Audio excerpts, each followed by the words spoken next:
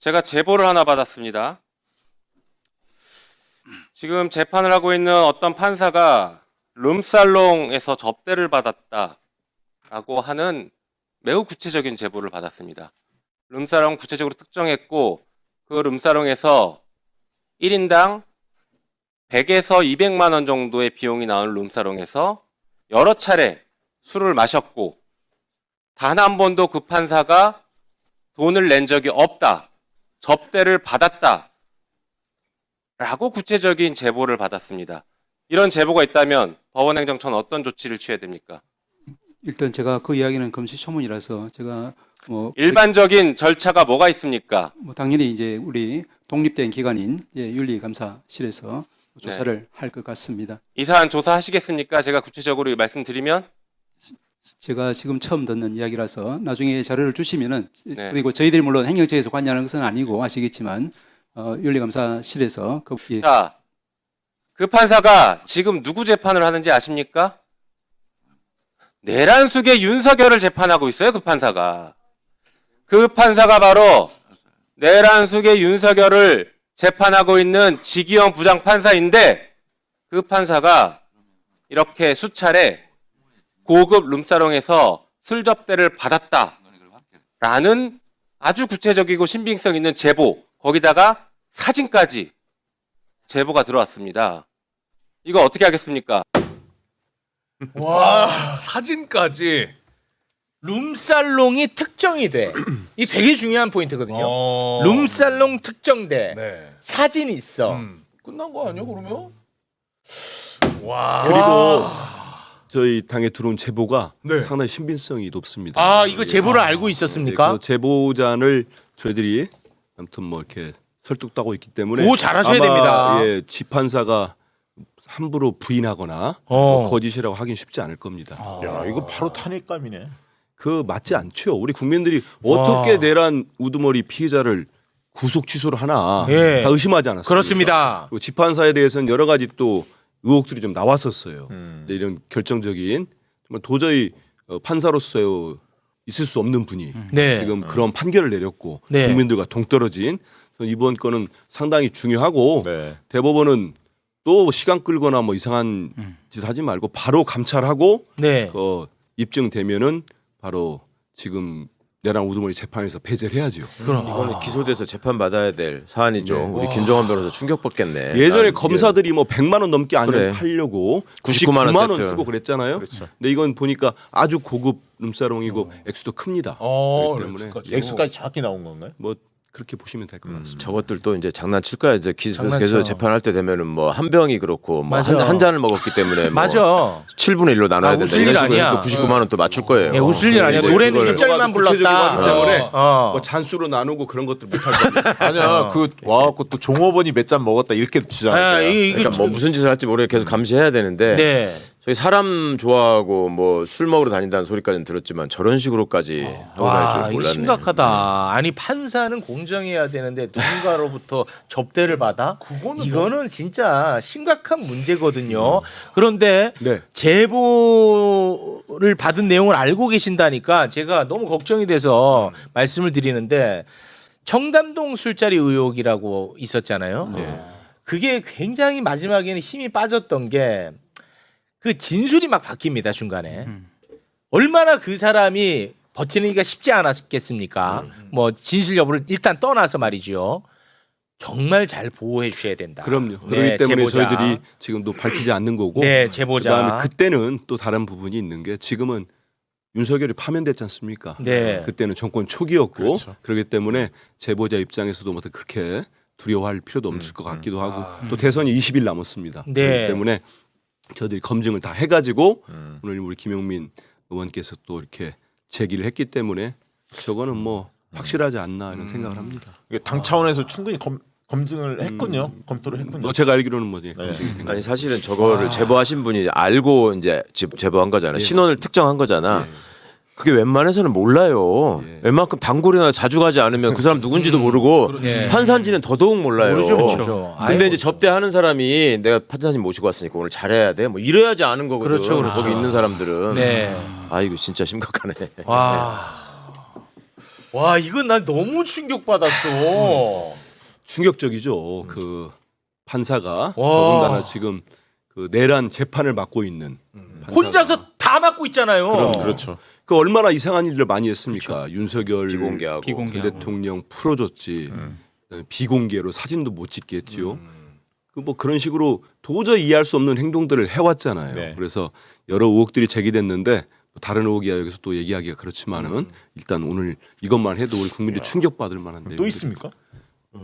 모릅니다. 약간 분위기가 또 있는 것 같은데. 분위기로 가시네. 저는 잘 모르고요. 또 있는 분위기에. 네, 내가 보니까 한민수 아니고 한 세민수 되는 것 같은데. 야또 있는 오늘은 분위기인데. 뭐 한덕수라고만 안 부르면 됩니다. 근데 자. 그 개인적인 궁금함. 네. 이 지기현은 그러면 지기현이 이거 잡아야 돼. 이거 지금 의혹 제기 됐잖아요. 네. 그러면은 다음 스텝은 사법부에서 감찰을 자체적으로 하는 해야 거- 돼. 이거 봐야 돼요. 당연히 해야 돼. 그리고 사법부가 감찰 결과를 공개를 해야 되고. 당연히 해야지. 국회에다가. 국회에다가. 법원행정처에 윤리감사관실이 있고요. 윤리감사관. 네, 윤리감사관은 대법원장이나 행정처장의 지휘를 받지 않는 게 원칙이에요. 그리고 결과만 가지고 보고를 해야 되거든요. 네. 근데 지금 판사 출신 변호사가 그걸 하고 있는데 그간에 실적이 없어요.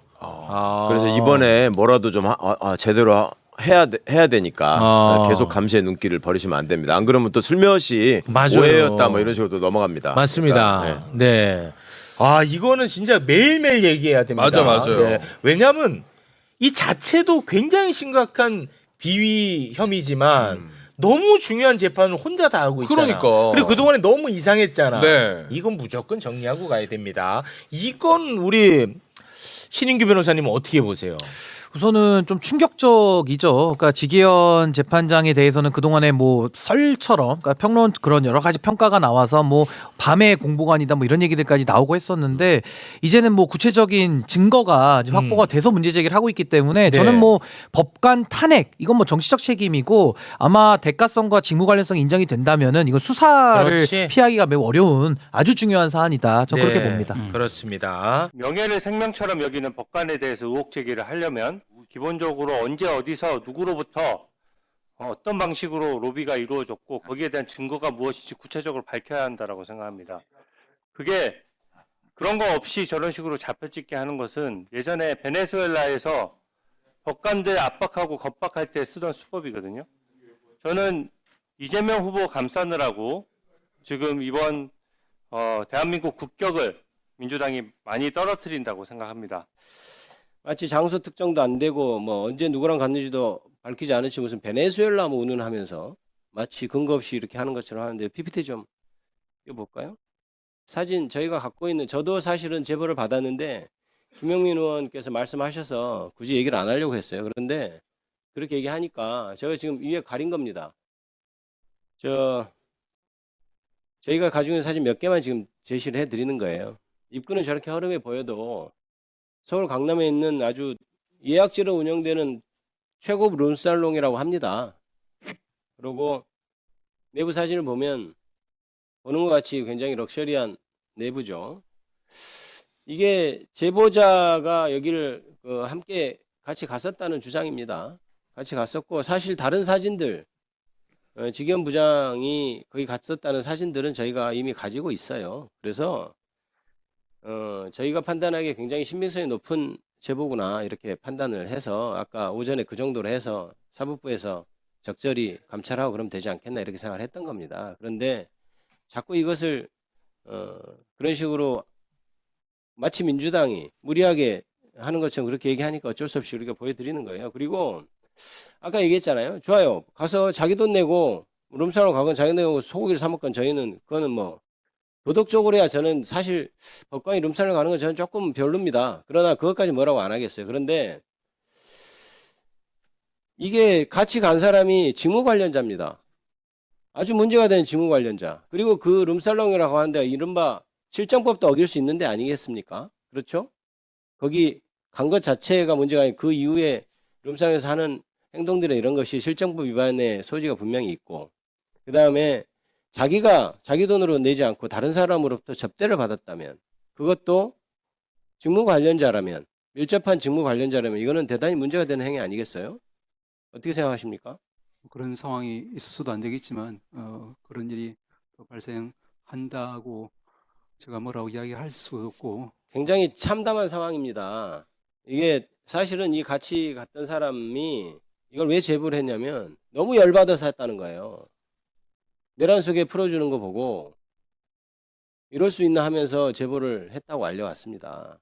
그래서 제가 보기 그리고 그때 일시 같은 것도 제보된 사진에 의하면 특정이 저는 된다고 봐요. 그래서 이거는 사법부가 자정기능이 있는지를 한번 살펴볼 문제라고 생각합니다. 그래서 행정처장님도 돌아가시면 본인 직무가 아니라 할지라도 대법원에 아주 사법부의 큰 일이고 하니 잘 살펴서 자정작용이 제대로 일어날 수 있도록 하십시오. 안 그러면 저희가 더 추가로 더 국민들 눈살 찌푸리게 하는 사진이나 이런 걸 공개할 수밖에 없는 거 아니겠습니까? 예, 살펴보도록 하겠습니다. 꼭 잘 살펴보시기 바랍니다. 내란 재판을 맡고 있는 지규현 판사가 룸살롱 접대를 받아왔다는 충격적인 의혹입니다. 민주당이 확보한 제보 사진에는 지규현 판사의 얼굴이 선명합니다.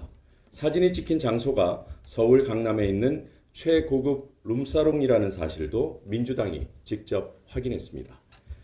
지규현 판사에게 묻겠습니다. 고급 룸살롱 드나들면서 젊은 여성들과 고급 양주를 즐기는 50대 판사는 정상입니까? 술값과 접대비는 본인이 직접 냈습니까? 판사 월급으로 감당이 되기는 합니까? 민주당이 확보한 제보에 따르면 룸살롱 비용은 지규현 판사가 아니라 동석자가 부담했다고 합니다. 해당 룸살롱은 서너 명이 술자리를 즐길 경우 4,500만 원은 좋게 나오는 곳입니다. 대법원 규칙 위반일 뿐만 아니라 불법일 가능성이 매우 큽니다. 서울중앙지방법원은 지금 당장 지규현 판사의 재판 업무를 배제하십시오. 이렇게 부도덕하고 불법 의혹이 짙은 판사에게 대한민국 민주주의의 운명이 걸린 내란 재판을 맡길 수는 없습니다. 내란 세력이 지규현 판사의 약점을 쥐고 재판에 개입한다면 누가 감당하고 누가 책임질 수 있습니까? 내란 가담 피의자들이 구속 상태로 재판을 받고 있는데 내란 수괴로 지목된 자만 거리를 활보하고 있는 현실을 어느 국민이 납득할 수 있겠습니까? 윤석열을 풀어주고 윤석열의 언론 노출을 막아주고 비공개 재판을 고집하는 기이한 상황이 지규현 판사의 약점과 무관하다고 장담할 수 있습니까? 더불어민주당은 사법부가 주저할 경우 사진 공개를 포함한 추가 대응에 나설 수밖에 없다는 점을 분명히 천명합니다. 제가 이제 취재하고 있는 기자들한테 들어보니까 문제는 한 군데가 아닙니다. 저기는 강남의 모 단란주점이잖아요. 네. 저기 한 군데가 아니에요. 다른데 그럼 1+1은 규현이 이렇게 계속 가는 겁니까? 한 군데가 아니고 2+2도 되고 3+3도 되는. 자, 제가 친한 그 기자가 취재하고 있는 데는 강남 저기 아니고 네. 청담동의 모 룸사롱이 또 있습니다. 아, 그러면은 이제 느낌상 여기 청담동 아니야라고 했었던 누구의 말이 떠오르면서 거기는 실제로 훨씬 더 고급일 가능성이 있겠네요. 그럴 가능성이 높은 걸로 지금 취재가 됩니다. 그러니까 이게 맥락이 상당히 디테일해요. 네. 왜냐하면 지금 민주당이 파악하고 있는 것도 결국 사진 깐다라고 했는데 저 사진을 까면 사람들이 다 에이 뭐 이거 가지고 야 이거 지기현이 갔다고 이걸 어떻게 보장을 해? 라고 하지만 네. 그럴 리가 있겠습니까? 그럼. 자, 국회의원이 네. 사진을 공개한다라고 했으면은 그 사진은 방 사진이거나 네. 뭐 아가씨도 몇 명 앉아있고 이런 사진이 아니고요. 네. 지규현 판사의 얼굴이 나오는. 네. 지기현 판사의 얼굴이 저 룸사롱에 들어가는 모습이 찍힌 네. 어떤 것이 있습니다. 자, 안호빈 님이 무슨 얘기인지 모르겠는데요. 상석이 아니고 테이블 위에 있지 않았을까요? 굉장히 능동적이고 활기차게 노시는 걸로 알려져 있으니까. 잘 놀았다고는 합니다. 아, 그래요? 잘 놀았다고는 하는데 우리가 그걸 어떻게 알까요? 그렇죠. 지기현 판사가 잘 놀았다. 네. 라는 걸 우리가 어떻게 알겠습니까? 네. 누군가 들은 게 있어요. 누군가 들은 게 있는데 네. 들은 게 있다는 건 뭐냐? 현장 상황을 파악할 수 있는 예. 어떤 것이 있다. 네. 지기현 판사 잘 놀더라. 네. 라고 취재한 기자들끼리 얘기할 수 있는 네. 뭔가가 있습니다. 아, 그러니까 나는 억울하다라고 얘기할 수 없는. 그렇죠. 흔히 말하는 빼박 증거가 무언가의 형태로 있을 수 있다. 지나치게 잘 놀더라. 그러면 강남 동네 꼬마 녀석들과 함께 열심히 놀았다라는 확실한 무언가가 있을 것이다. 있죠. 예. 있죠. 자, 보세요. 지금 강남에서 한번 놀았죠. 네. 청담동 있죠. 몇 군데가 더 나올지 지금 알 수가 없습니다. 네. 왜냐하면 매우 여러 차례 접대를 하였다. 이 정도 무슨 도장 깨기 같은 거 아닙니까? 한 군데가 아니고 매우 여러 곳이면 뭐 도장 깨기 지배다리야 뭐야? 왜 이렇게 다 도장 찍고 다니는 겁니까 이거? 오늘은 논현동. 오늘은 청담. 판사 물론 룸사롱 갈 수 있죠. 단란중 가고 싶고 뭐 노래방 갈 수도 있는데. 그러나 룸사롱 다니는 판사한테 누가 재판을 받고 싶습니까? 그러니까요. 그건 기본적인 도덕률의 문제죠. 네. 일단 룸사롱을 가도 문제인데 네. 가서 돈을 안 낸다. 그렇지. 접대라는 거에 방점이 있는 거지. 내가 돈을 안 내고 논다. 100만 원, 200만 원, 300만 원씩 나오는 거기서 내가 한 푼도 안 내고 계속 일정한 놀이문화를 제공받는 누군가가 있다. 그걸 우리가 뭐라 하냐? 스폰서라고 합니다. 그렇죠. 전형적인 스폰서입니다. 정확하게 스폰서라고 해요. 네. 근데 지금 다 뭐라고 하냐면 김학의 케이스랑 다르다라는 얘기까지 합니다. 왜냐면 김학의는 이게 뭐 정지하면 이거 자기 목소리가 안 나오잖아요. 예. 아이씨 얘기하면 안 되는데. 그래. 그랬잖아. 그래서 핑계댈 거리가 있었어 김학의는 말하자면. 내가 뭐 흐릿하다라든지. 화면이 나오니까 뭐 나라는 보장했냐 뭐 이런 식으로 우겨볼 수 있었습니다. 네. 하지만 우길 수 없을 거라고 하는 거예요 지금. 이거는 뭐 진짜 몇 번이나 봤습니다. 빼박이네요. 자 그리고 이제 아까 보통 판사들은 안 걸린다라고 말씀드린 게 뭐냐면 중앙지법 내지는 서울 고법 이 정도 급의 판사들은 저렇게 이제 그냥 접대받는 부패 판사라고 하더라도 아무나랑 안 놀아요. 그럼. 고법 판사, 서울 중앙지법 판사를 접대하려면 접대하는 사람도 급이 있어야 됩니다. 레벨로가 있어야지. 그러니까 아무나 안 만나죠. 그런 사람들 아무나 만날 수가 없어요. 그러니까 막말로 아무거나 먹으면 체하니까. 그렇지. 그러니까 막 주워 먹으면 안 된단 말이야. 그렇죠. 우리가 딱 얘기를 들으면 양아치다라는 그 느낌이 딱 오는 업태의 사업체를 운영하는 사람. 그런 사람들이 근데 잘 놀아줘. 그래서 저렇게 증거가 많이 나오는 거예요. 문제가 뭐냐. 이런 이상한 업태에 종사하는 사람들한테 걸리면 일테면 왜 증거가 많이 나온다고 하냐면 우리도 취재를 해보면 보통 뭐가 나오냐. CCTV를 따버립니다. 이런 종류의 사람들은 들락날락 정도는 찍을 수 있지. 그 데리고 간 룸이 나랑 아주 친한 없어. 맨날 가는데. 내가 오늘 뭐 어디 부장판사 모시고 간다. 어디 뭐 검사 모시고 간다. 그러면 일단 해서 잘 먹인 다음에 내보내. 다음날 가서 CCTV 따는 거야. 혹시 모르기 때문에. 나중에 무슨 일이 생길 줄 알아요. 이런 애들은 일단 그거부터 해. 또 뭘 하느냐. 놀 때 그냥 놀지 않습니다. 조용히 녹음 버튼을 켜줘. 조용히 녹음 버튼을 켜줘. 이게 심지어 지금 관계가 좋을 때예요. 내가 한참 접대를 해가지고 얘가 형님 동생 하는 사이야. 하지만 따입니다. 그럴 때 가장 알짜가 나오거든요. 상대가 나의 경계를 허물었을 때. 압류. 그렇죠. 그러니까 지금 뭐 비리 관련된 보도 같은 거 여러분 잘 보시면 녹취가 계속 나오잖아. 둘이 대화를 하는데 뭔 녹취가 이렇게 많이 나와? 왜냐면 나쁜 놈들은 지들끼리 서로 믿지 않아요. 아마 그 자료들이 거의 그대로 따가지고 이쪽으로 넘어갔을 가능성, 민주당 쪽으로 그냥 통으로 넘어갔을 가능성이 매우 높다. 현재로서는. 매우 높다. 그러고 보니까 예전에 위로 옆으로 연구소 이런 데도 자기들끼리 영상 다 찍어놨다고 하더라고. 뭐야? 나쁜 놈들끼리는 서로 믿지 않습니다. 무조건 따요. 이 건을 취재하던 기자들이 뭐에 주목을 하는 거냐면 지기현이 그러면 왜 지난번에 윤석열을 구속 취소를 해가지고 풀어줬을까? 이거에 대한 의혹이랑 지금 맞물린다라는 의심을 하는 거예요. 일종의 재판 거래가 있었던 거 아니냐라는 의심을 하는 기자들이 있어. 왜냐하면 정황이 있습니다. 그때 구속 취소를 시켰을 때 검찰에서 심우정 검찰총장이 상고를 안 해버려가지고 그래서 항고를 안 하는 바람에 그냥 풀려나가 버렸잖아요. 그러고 나서 법조계에 돌았던 얘기가 지기현 판사가 억울해한다. 자기는 구속 취소를 하면 검찰에서 당연히 항고를 할 거라고 생각해가지고 이거를 그냥 확실하게 하기 위해서 한 건데 왜 항고를 안 해가지고 나를 곤란하게 만드냐. 뭐 술 많이 먹는다, 뭐 누구한테 하소연한다 이런 얘기가 실제로 돌았습니다. 기자들 사이에서. 기자 사이에 돌았어. 그 취재가 됐어. 이렇게 한 거야. 그걸 기자들이 기억하고 있었는데 이번에 이 건이 딱 나온 거야. 그러면 이게 연관이 없을 수가 있나?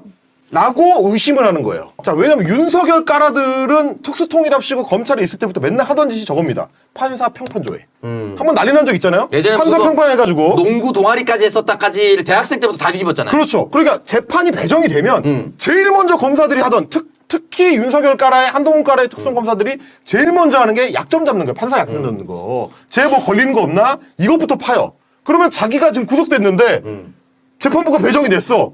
딱 지기현이야. 야, 한번 알아봐. 민정수석 뭐 하냐? 야, 니는 뭐 전화 좀 돌려봐. 쫙 해가지고 걸렸을 가능성이 있지 않을까? 라는 의심을 하는 거예요. 왜냐면 같이 얻어먹고 다니던 애들이 꼭 이렇게 나불대는 경우들이 있거든. 혹은 접대했던 애들이 주변에 나불대고 다닙니다. 그러면 이 업계에 소문이 나. 제가 누구랑 뭐 깐부 먹었다. 요런 거가 만약에 윤석열 검찰 라인에 레이더망에 걸렸다. 만약에 그렇다면 그러면 거의 100% 그걸로 협박하죠. 너 이거 깐다? 근데 이제 이것도 사실 협박의 기술이 있어. 그냥 이거 가가지고 단순하게 이렇게 찌르는 게 아니고 뭐 일테면 거기에 선수들 많잖아요. 윤갑근이든 석동현이든 검찰 늙은 구렁이들 그런 사람들 조용히 전화한다고. 야 내가 이상한 제보를 받았는데 귀여나 임마 아무거나 주워 먹고 다니면 어떡해. 야 이 형이 먼저 이거 얘기 들었으니까 그렇지. 너 진짜 큰일 날 뻔했다 야. 야 근데 우리 지금 재판하는 거 보니까 그렇게 쓱 들어가는 거거든. 야 너는 강남스타일 왜 이렇게 좋아하는 거야? 미치겠네 이제. 듣던 나도 말 춤추게 생겼네. 이런 식으로 쓱 들어가면서 그렇게 찔렀을 거라고. 분명히 야 이거 너 네 입장에서 봤을 때는 판사가 할 수 있는 결정이다 너 이거. 이거 70년 동안 이거 이상하게 온 거야. 원래 시간으로 계산하는 게 맞지 않아? 뭔가 아리까리할 때는 피의자의 이익대로 판사의 일을 원칙 아니야. 너는 원칙대로 인권 판사해. 그러면 어차피 검찰은 상고할 거니까 너는 뭐 크게 손해보는 것도 없고 다칠 일도 없어. 이렇게 쓱 꼬실 때. 꼬실 때 넘어갔다면 억울해할 수 있죠 나중에. 분명히 검찰에 상고해준다 그랬는데 이 새끼들이 항고를 안 해가지고 나를 연맥이네? 함정이 빠졌네? 라고 나중에 억울했을 수도 있지 않을까 라는 의심을 하는 기자들이 이 건을 보자마자 달려든 거예요. 딱 하나만 해라. 딱 하나만 하면 돼. 야 하고 야 심우정이 당연히 할 거 아니냐 다시. 그럼 너는 했다가 그냥 잠깐 이상했다가 너는 사라져 어차피. 이렇게 해놓고 심우정이 안 움직이네 진짜. 라고 해버리면 나는 좆됐고 뒤로 노박고 할 수는 없는 상황이죠. 그렇지. 참혹해. 설계하는 업자들한테 걸렸어. 네. 근데 중간에 심지어 현직 대통령의 라인이 출동을 해가지고 나를 목덜미를 잡았네. 네. 야 지기현이 네가 뭐 갖고 있다며 내놔봐 해서 이제 다 이렇게 줄줄이 이제 주머니에서 호주머니에서 뺐어 막 녹취록도 빼고 막 사진도 빼고 막 몇 개 빼서 이렇게 줬어. 그랬는데 이제 그걸로 이제 구속 취소돼서 나왔어. 그때만 해도 아직 불확실 할 때 아니야? 네. 근데 지금은 입이 자빠졌어. 정권은 날라갔고 대선 돌아가는 판을 보니까 민주당이 먹을 것 같아.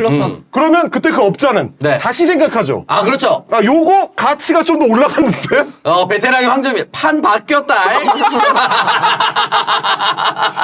그대로 들고 이제 김용민 의원한테 가는 거예요. 예. 자, 요렇게 됐을 가능성. 이거는 그냥 제가 다 그려본 그림입니다. 정권이 바뀐 뒤에 사법개혁의 첫 번째 방아쇠. 직위원이 담긴 방아쇠가 될 수 있다.